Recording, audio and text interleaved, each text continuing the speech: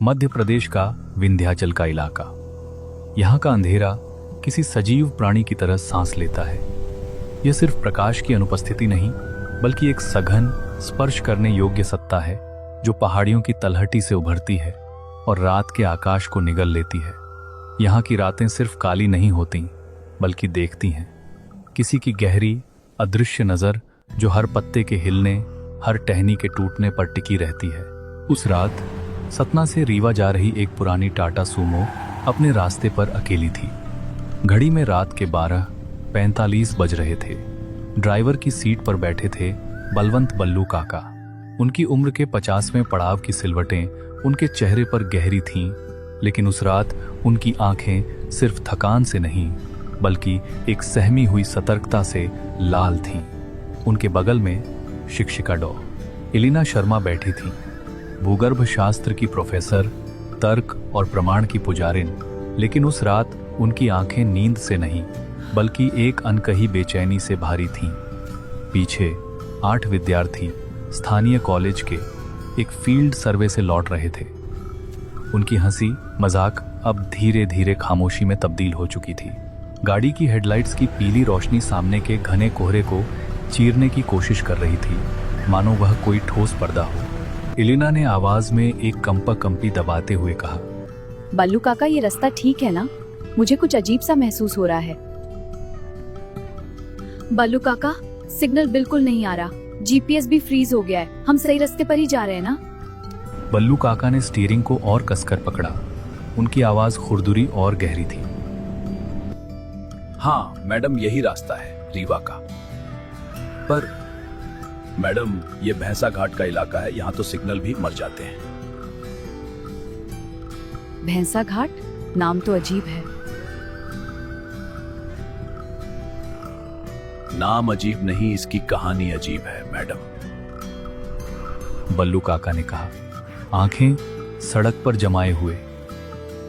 यह सिर्फ एक पहाड़ी दर्रा नहीं है, ये एक हादसे का नाम है। कोई 50 साल पहले की बात है। यहाँ के एक गांव भैंसाडीह की एक लड़की, उसका नाम था मोहिनी। उस पर किसी बाहरी युवक का दिल आया और उसने उसे विश्वास दिलाया कि वह उसे शहर ले जाएगा। मोहिनी ने घर बार छोड़ दिया, लेकिन वह युवक तो एक दलाल निकला। उसने मोहिनी को यहीं इसी घाटी में एक झरने के पास 100 रुपए के लिए कुछ बदमाशों के हवाले कर दिया। गाड़ी में सन्नाटा छा गया। पीछे बैठे विद्यार्थी भी कहानी सुनने के लिए कान लगाए हुए थे। एलिना ने धीरे से पूछा, और फिर? और फिर वो लोग मोहिनी को लेकर भागे, लेकिन मोहिनी ने उनका विरोध किया। झगड़ा हुआ और उसे उसी झरने में ढकेल दिया गया। कहते हैं उसकी लाश कभी नहीं मिली, सिर्फ उसका एक हाथ जिसमें एक टूटी चूड़ी पड़ी थी। कितनी दुखद घटना है। दुखद तो है ही मैडम, लेकिन कहानी यहीं खत्म नहीं होती। कहते हैं मोहिनी की आत्मा को चैन नहीं मिला। वो इसी घाटी में भटकती रहती है बरसों बरस से, और जो उसकी मृत्यु के बाद इस रास्ते से गुजरता है, उस पर वो सवार हो जाती है। वो छल करती है। विद्यार्थियों में से एक नीरज आगे झुककर बोला, छल कैसे? वो रूप बदलती है बेटा। कभी एक सुंदर स्त्री बनकर रास्ता पूछती है, कभी एक बूढ़ी मां बनकर सहारा मांगती है, कभी एक घायल जानवर बनकर दया बिखारती है। और अगर तुम रुके, अगर तुमने उसकी मदद करनी चाहिए, वो तुम्हें इसी घाटी के चक्कर में फंसा लेती है। एक ऐसे चक्कर में जिसका कोई अंत नहीं, जहां समय ठहर जाता है, रास्ते खत्म हो जाते हैं और सिर्फ उसकी हंसी गूंजती रहती है जब तक कि तुम्हारी सांसें नहीं थम जाती। गाड़ी में एकदम सन्नाटा पसर गया। बाहर कोहरा और घना होता जा रहा था। तभी सामने की हेडलाइट्स की रोशनी में सड़क के ठीक बीचों बीच एक विशालकाय काले रंग का सांड खड़ा दिखाई दिया। उसकी आंखें लाल लाल थीं और वह सीधा सूमो की ओर देख रहा था, मानो उसका इंतजार ही कर रहा हो। बल्लू काका ने एक झटके में ब्रेक मारे। गाड़ी रुक गई। सभी की सांसें अटक गईं। लड़कियों में से एक, प्रिया, चीखने ही वाली थी कि उसने अपना मुंह हाथ से ढक लिया। लेकिन एक पल बाद वहां कुछ नहीं था। सड़क खाली थी। इलिना ने हड़बड़ाहट में पूछा, क्या था वो? बल्लू काका ने गले से एक कठोर आवाज निकाली, कुछ नहीं मैडम, बस कोई छाया कोहरा है ना, आंखों का धोखा हो जाता है।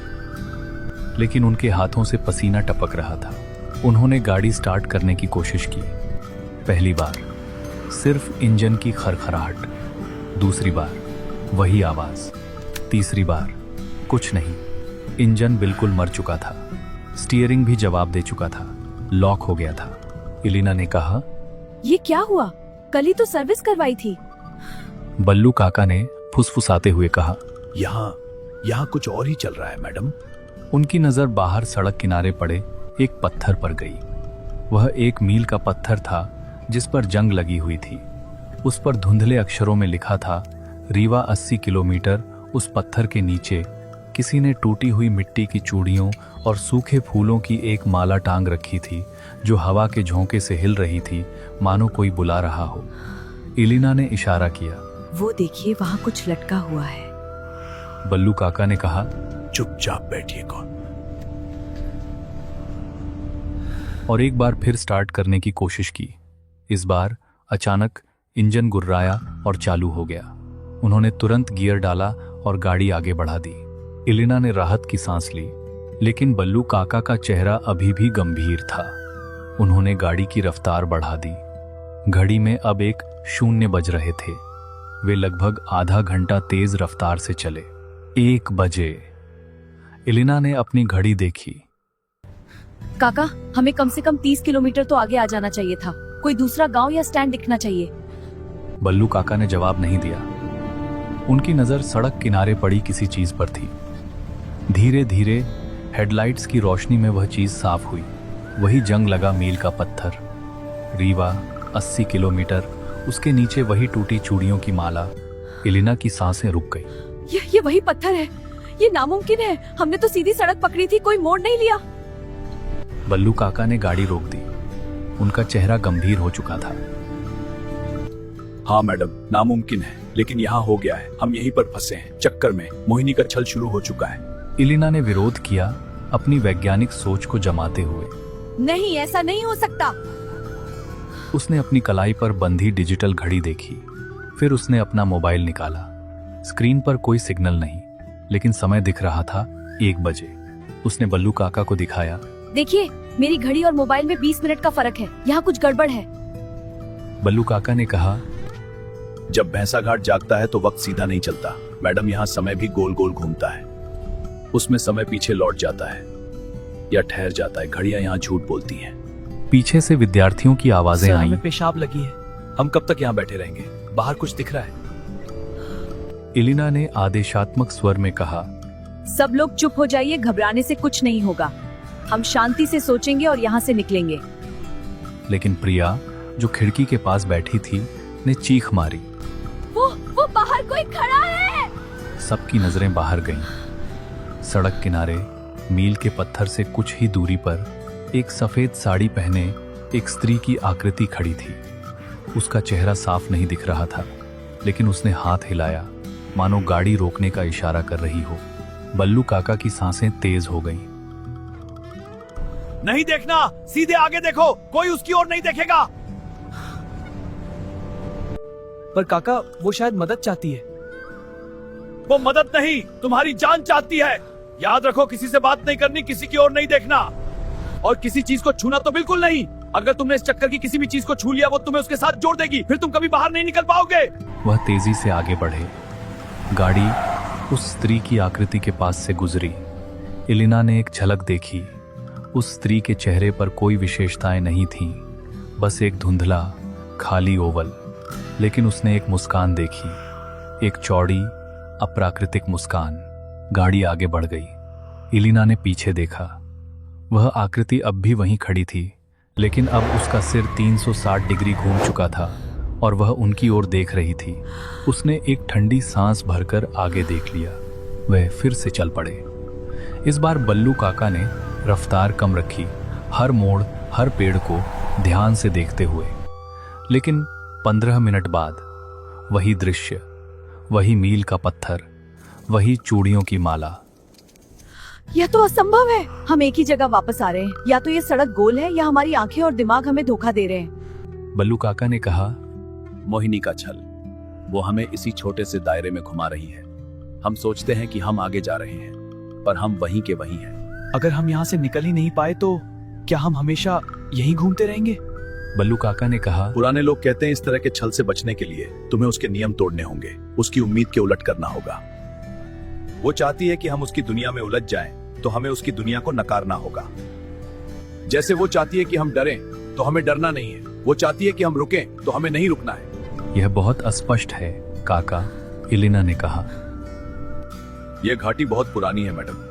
क्योंकि यह बहुत पुराना है मैडम, ऐसी चीजें स्पष्ट नहीं होती। तभी गाड़ी के इंजन में फिर से खरखराहट हुई और वह बंद हो गया। इस बार कितनी भी कोशिश करें वह चालू नहीं हुआ। बैटरी भी कमजोर पड़ने लगी थी।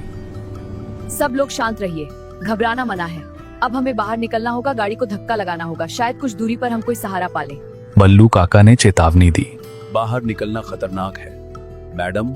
यहाँ बैठे रहना भी तो खतरनाक है। बैटरी खत्म हो जाएगी, हीटर बंद हो जाएगा। हमें कुछ करना होगा।